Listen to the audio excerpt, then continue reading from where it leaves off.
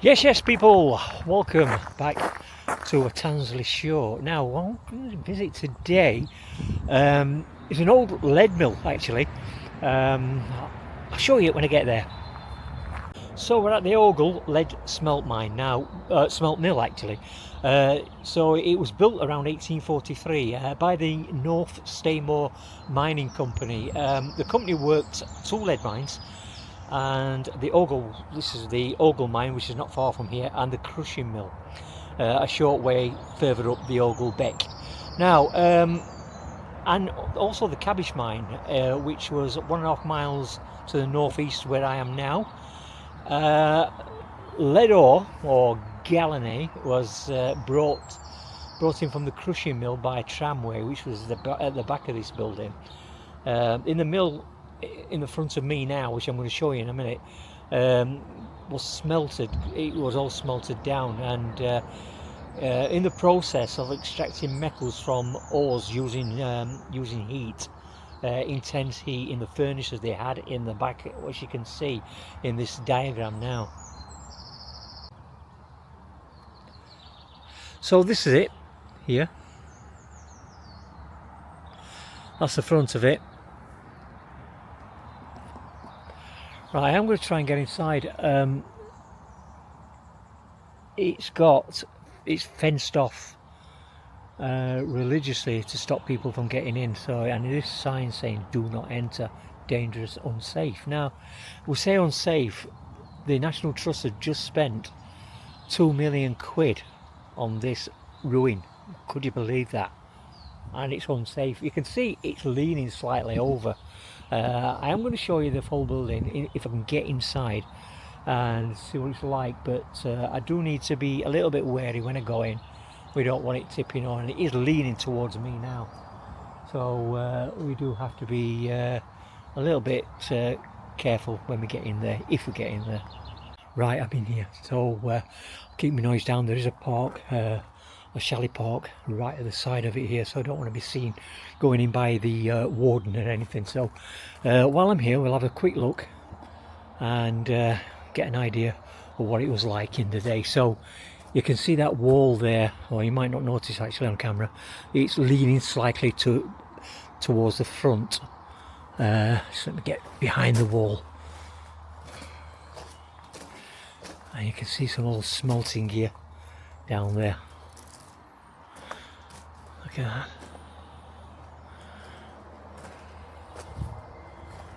Right, let's have a walk down here.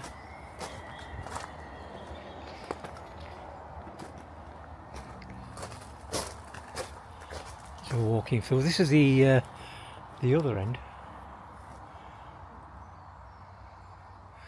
where it's been propped up there to hold the wall up. So that's obviously not part of the old mill, but that front wall definitely is. And that's the gable end. Walk back a little bit so we can see it better. There we go, look. And this is where the furnaces were, all down this side here. I don't think these walls were here in the original building. They've been put, or they may have actually, they may be there. They may be part of it. Yeah, I think they probably are actually, thinking about it. And you can get down here. I don't want to go down there because I probably won't get back up. So we'll give that a miss. Right, what they've done actually as well, if you can see upon the roof there, I'll turn the camera around. They've got grass. They put grass down on there, and it's not actually took. Apparently it's all dried up, and although it doesn't look too bad, to be fair, at the moment. And I'm struggling to find where they spent the £2 million. It's all been repointed, obviously, you can see that. It's not the original pointing. And where's the £2 million gone? And also, why spend £2 million on something like this when you're going to fence it off anyway? Nobody can get in. You know, you're not allowed in here. you're coming at your own risk if you do. And it seems a bit of a shame because it's got quite a history to it, this one. So this is the Ogle lead smelt factory from the 1800s. Hope you like this one. Only a small building, and it's interesting, to be fair. Worth coming in if you up this end, worth a visit, but you cannot get in. And something what the National Trust has done is stop people from coming in, fenced it off, spent £2 million on it, and it's just sitting here doing nothing.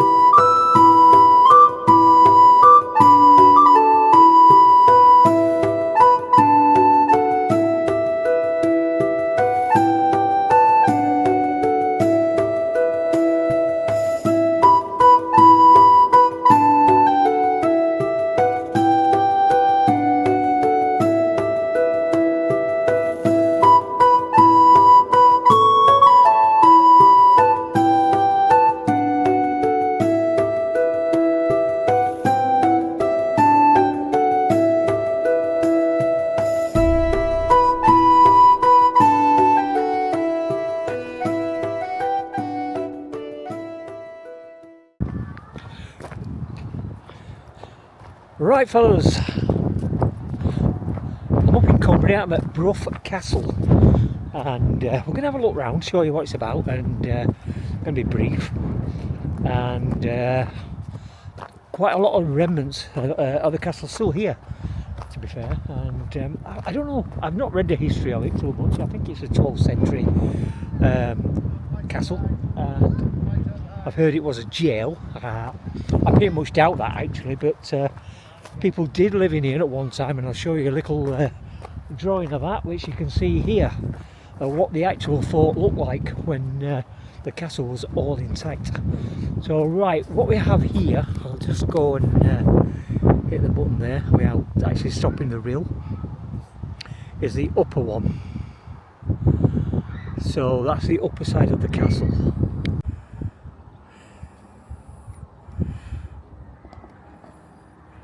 So you can see what it actually looks like. It stands alone from the section down at the bottom, so it's in two sections. All the middle bits mainly gone, to be honest, where the living quarters were. But we can have a look up here, and I'll show you one reason why I'd never wild camp underneath this lot, because those two big lumps there have obviously fell from the castle at one time and another, so pieces do fall off here, so you have to be very careful. Though I'm pretty sure the castle's well maintained. Let's have a look inside the main big tower at the top. We'll get in here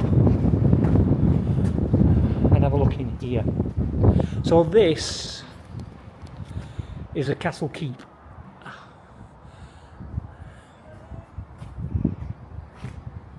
Right, what I do know is this part was built 800 years ago, over 800 years ago actually. So that makes it 1174, round about that. So it's getting on for 850 years, something like that. So yeah, so that's the castle keep. That's the top section. You can actually get to a viewing point as well, which is up here. Get up these steps here. You can see the steps there. Right, and here we go.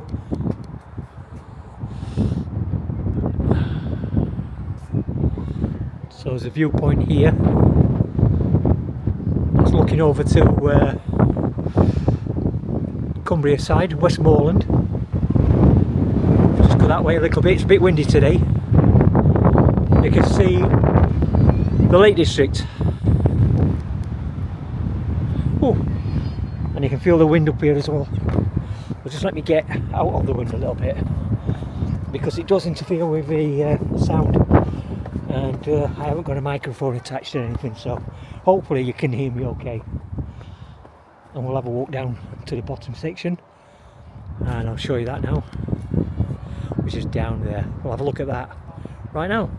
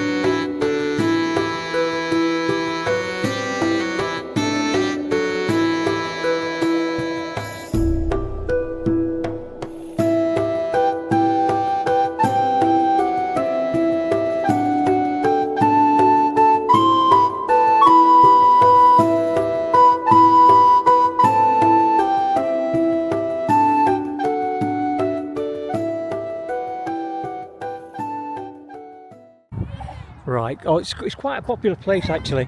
There's quite a few people here today, despite the breeze. It's not a cold day by any means. We had the red hot scorching 32 degrees yesterday. It's quite a lot cooler today, so a bit of a reprieve from the heat before it builds up again over the weekend. So there we go, that's what we're looking at on this section now. We're not sure what that is, to be honest. And it's bolted off. There's a door there. I don't know if that's an original door, and there's a window barred off there. So at the moment, I think it's a store area at the moment, but I don't know what it was in its day. Who knows? Could have been a kitchen, something like that.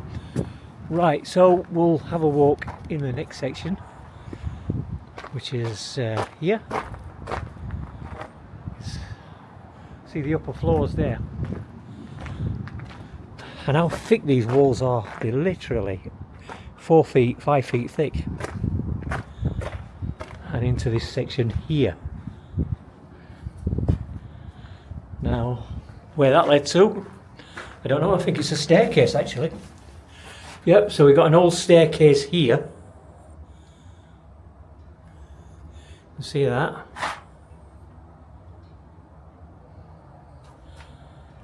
Right, so not go up it. they don't allow you to walk up the walls on this place, because rightly so, you don't want it. If everybody did it, it'd be in a bad state of repair all the time, wouldn't it? So we don't want that, do we? So right, okay, we're on the bottom section of the bottom section, if you know what I mean. So we've got some stairs here. 1, 2, 3, 4, 5. I'm walking up that. It's not a wall, so they are staircases, and the you can see right up on the upper echelon of the castle. I'm pretty sure that was the ballroom at one time. So to go down the stairs again. Okay, so they're the stairs I've just walked up, and we'll go into this area. Nice archway there, look. So at one time the whole ceiling was arched. They built them well in those days, didn't they? How thick that wall is there, look. That gives you an idea how thick these castle walls were actually built. Pretty solid. So there's obviously an old gate there, old doorway or something. It must have been fairly short, because I'm only 5'2", and it's actually lower than me, so it must have gone under like that to get in. So yeah, anyway, we'll go to the next section, which is this part here. You can actually walk in there. There's not much left apart from the gable end on this side. There's obviously to me it looks like an old chimney. Yeah, it looks like definitely like an old chimney there. I'm pretty sure there's a staircase in here as well, I'm not sure. Oh, applying for the wind speaks up again.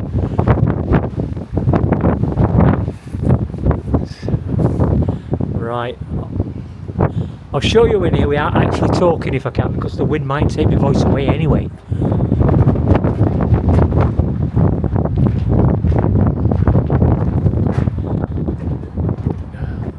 That says Clifford's Tower.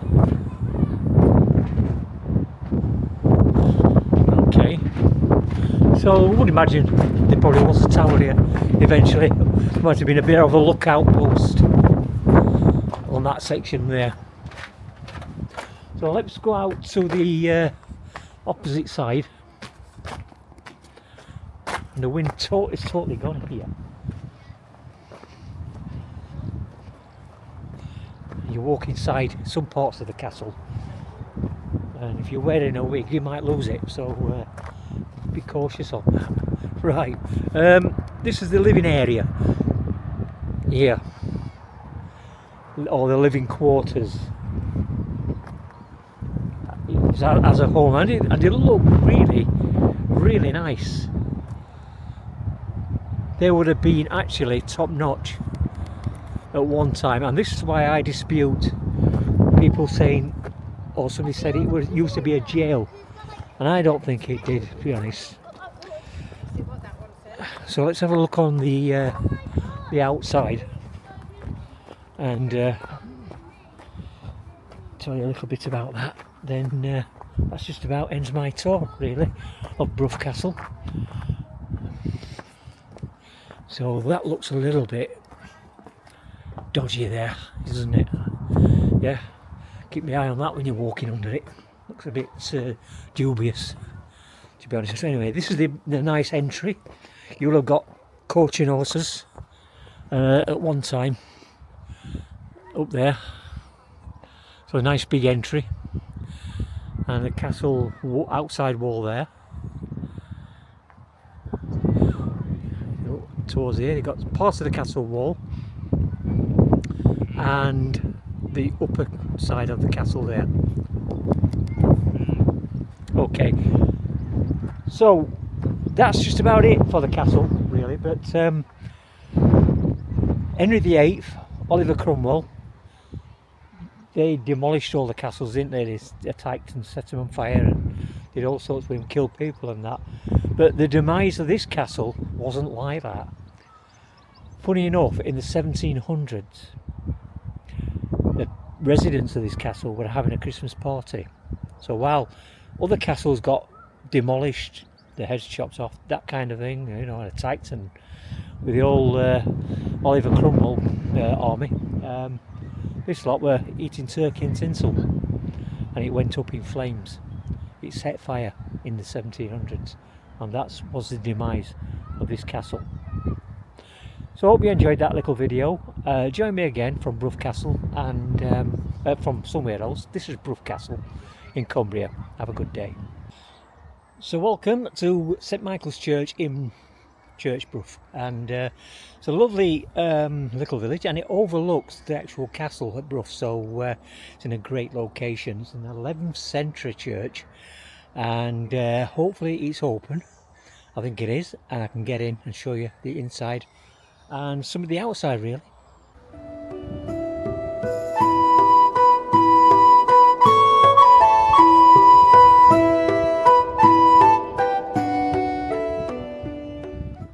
So it is open. That's that is a good start. Right, okay. See if we can get in this door. If I can find the handle. It's so dark.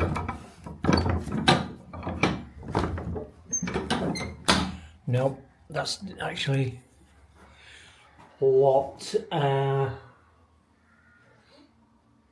me have a look. Right, we can't get in this unless there's another door further up. I'll go and check. No, there's at least 3 entry points to this church, and not one of them is open. So it's looking like we're not going to get in it. Anyway, it's a beautiful 11th century church, and Church of St Michael's in Church Brough. That's the name of the village. Unfortunately, we can't get inside to have a look. What I do know about this church, it was targeted by the Scots many times in the 11th century, and every time they tried to overtake it, they failed. And this has not always been the peaceful church it is today.